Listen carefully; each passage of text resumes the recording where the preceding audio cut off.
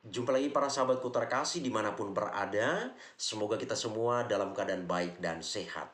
Para sahabatku terkasih, sesi ini saya mengajak kita untuk melihat satu hal yang sangat penting, sebuah kejadian yang luar biasa, dan ini berhubungan dengan Paus Fransiskus. Seorang bocah bertanya kepada Paus Fransiskus tentang ayahnya yang adalah seorang ateis yang baru saja meninggal dunia. Apakah masuk surga? Inilah pertanyaan dari seorang bocah ini kepada Paus Fransiskus. Para sahabatku terkasih, Paus Fransiskus pada saat ini telah dipanggil Tuhan menghadap hadiratnya. Beliau telah pergi meninggalkan kita.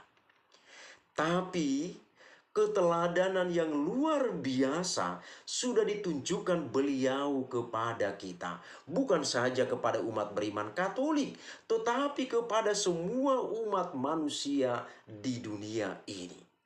Maka saya perhatikan di berbagai media ketika beliau ini menghembuskan napas terakhir, para pemimpin dari berbagai negara mengucapkan turut berbelasungkawa juga sekaligus doa. Demikian juga tidak ketinggalan, umat lintas agama juga mengucapkan turut berbelasungkawa sekaligus menyampaikan doa untuk beliau ini. Maka dalam video sebelumnya saya juga sebagai seorang Katolik mengucapkan terima kasih kepada para sahabat dari lintas agama yang telah mengucapkan turut berbelasungkawa atas berpulangnya pemimpin kami. Demikian juga mendoakan Paus Fransiskus. Para sahabatku terkasih, keteladanan yang sudah ditunjukkan ini kiranya menginspirasi kita untuk melakukan hal-hal baik dalam kehidupan kita. Dan satu hal yang luar biasa yang dilakukan oleh Paus Fransiskus adalah beliau ini juga dekat dengan anak-anak. Jadi bukan hanya orang tua, orang dewasa yang dekat dengan beliau ini, tetapi beliau ini sendiri juga dekat dengan anak-anak.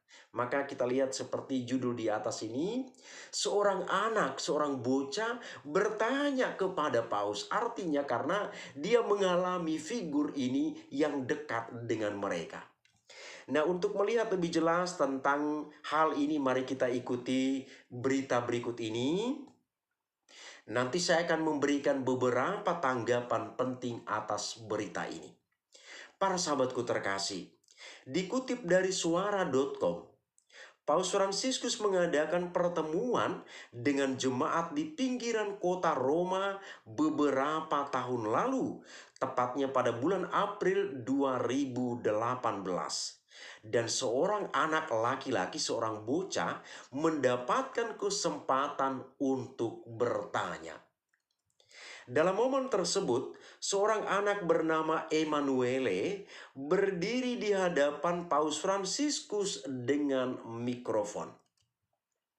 Ia tampak ingin menanyakan sesuatu yang penting, tetapi terlihat kesulitan dalam mengutarakannya. Sang anak pun akhirnya hanya diam tak bersuara. Tampak jelas di wajahnya, Emanuele merasa malu dan grogi sehingga ia tidak bisa mengeluarkan satu hingga dua patah kata pun. Untuk menenangkan hatinya, Paus Fransiskus akhirnya memintanya untuk maju dan menghampirinya. Emanuele pun langsung memeluk Paus Fransiskus.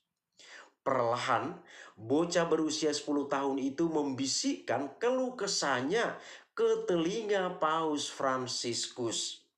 Setelah beberapa saat berlalu, Emanuele kembali ke tempat duduknya.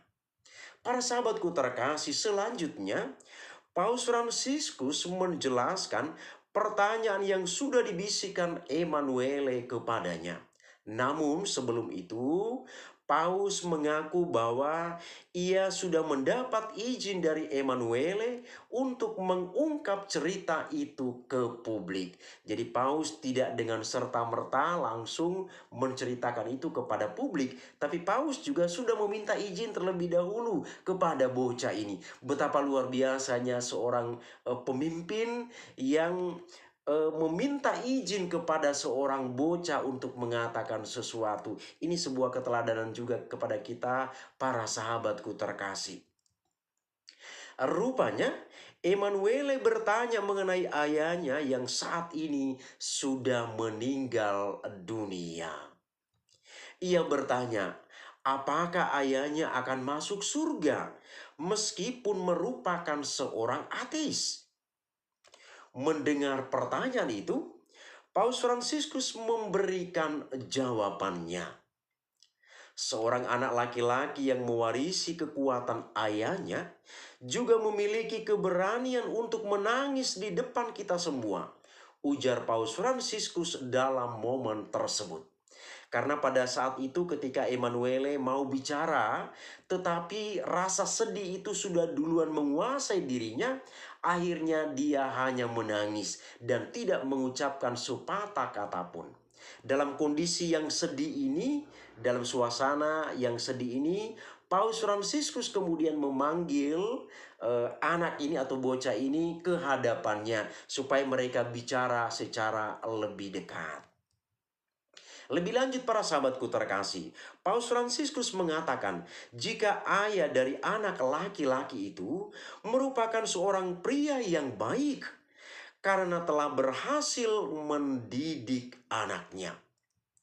Jika pria ini mampu membuat anak seperti ini, memang benar dia merupakan pria yang baik, ucap Paus. Meski merupakan seorang ateis, namun ayah Emanuele ternyata telah membaptis keempat anaknya, yang artinya meminta mereka untuk tetap mempercayai adanya Tuhan. Ini luar biasa para sahabatku terkasih. Walaupun dia seorang ateis, dia merasa diri bahwa dia seorang ateis, tetapi dia tidak ingin anak-anaknya itu mengikuti jalannya. Dia mengarahkan anak-anaknya untuk tetap percaya akan adanya Tuhan. Sampai-sampai sang ayah ini mengantar anak-anaknya, mengatur anak-anaknya, dan keempat anaknya ini dibaptis di dalam gereja. Ini luar biasa para sahabatku terkasih. Menurut Paus Fransiskus, ayah Emanuele memiliki hati yang baik. Orang itu tidak memiliki iman, tetapi dia meminta anaknya dibaptis. Dia memiliki hati yang baik, ujar Paus. Kemudian Paus bertanya kepada anak-anak lain yang juga turut hadir dalam acara pertemuan tersebut. Apakah Tuhan akan meninggalkan seorang ayah seperti ayahnya Emanuele? Dengan kompak, anak-anak itu menjawab pertanyaan Paus dengan berkata, "Tidak," jawab anak-anak itu. Usai mendapatkan jawaban itu, Paus Fransiskus akhirnya meyakinkan Emanuele bahwa sang ayah akan masuk surga karena telah menjadi seorang ayah yang baik. Begitulah Emanuele. Itu adalah jawabannya pungkas Paus. Para sahabatku terkasih, inilah berita tentang seorang bocah yang berkomunikasi dengan Paus saking sedihnya karena ayahnya seorang ateis itu baru saja meninggal dunia. Bagaimana nasib ayahnya? Apakah masuk surga atau tidak? Ini keberanian anak yang luar biasa. Maka berikutnya para sahabatku terkasih, saya memberikan tanggapan atas berita yang indah dan luar biasa yang sudah kita dengar bersama ini. Pertama, Paus Fransiskus adalah seorang bapak yang mendengarkan anak-anaknya. Paus Fransiskus itu figur seorang ayah, seorang bapak yang selalu siap sedia mendengarkan anak-anaknya. Kita lihat dalam kunjungan-kunjungannya, demikian juga ketika beliau berada di Vatikan, dia keluar dari tempat tinggalnya itu, ke lapangan Santo Petrus untuk menyapa umat dan para peziarah yang hadir di sana. Dia berbicara dengan mereka dari hati ke hati. Dia menyapa mereka dengan selalu menyampaikan atau selalu terpancar dari wajahnya itu senyum yang begitu indah. Inilah figur Paus Fransiskus. Jadi beliau ini adalah seorang bapak yang selalu siap sedia mendengarkan anak-anaknya.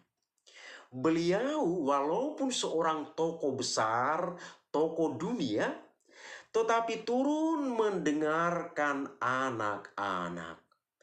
Para sahabatku terkasih, ini dapat kita lihat pemimpin-pemimpin di dunia ini, apakah mereka juga pernah melakukan hal yang sudah dilakukan oleh Paus Fransiskus?